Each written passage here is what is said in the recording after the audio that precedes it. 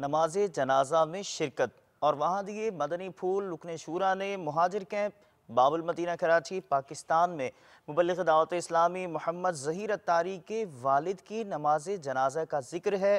ترغیب اذان برقبر بھی پیش خدمت ہے۔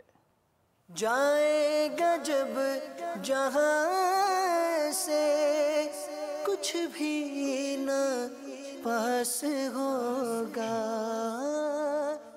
آنے والی قبر کی رات کو ان کے لیے راحت کا پیغام فرما۔ سرکار مدینہ صلی اللہ تعالیٰ علیہ وسلم کے جو جلوے دکھائے جائیں ان کو معرفت و پہچان نصیب فرما۔ سرکار مدینہ صلی اللہ تعالیٰ علیہ وآلہ وسلم کے صدقے ان کی قبر کو روضۃ من ریاض الجنہ، جنت کی کیاریوں میں سے ایک کیاری فرما۔ جائے گا جب جہاں سے۔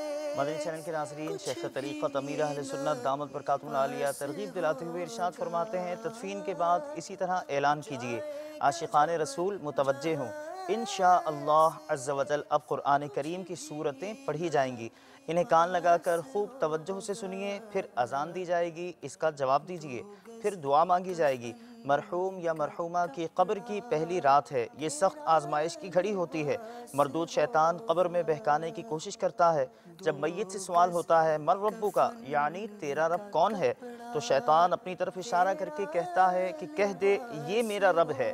ایسے موقع پر اذان میت کے لیے نہایت نفع بخش ہوتی ہے، کیونکہ اذان کی برکت سے میت کو شیطان کے شر سے پناہ ملتی ہے، اذان سے رحمت نازل ہوتی، میت کا غم ختم ہوتا، اس کی گھبراہٹ دور ہوتی، آگ کا عذاب ٹلتا اور عذاب قبر سے نجات ملتی ہے، نیز منکر نکیر کے سوالات کے جوابات یاد آ جاتے ہیں۔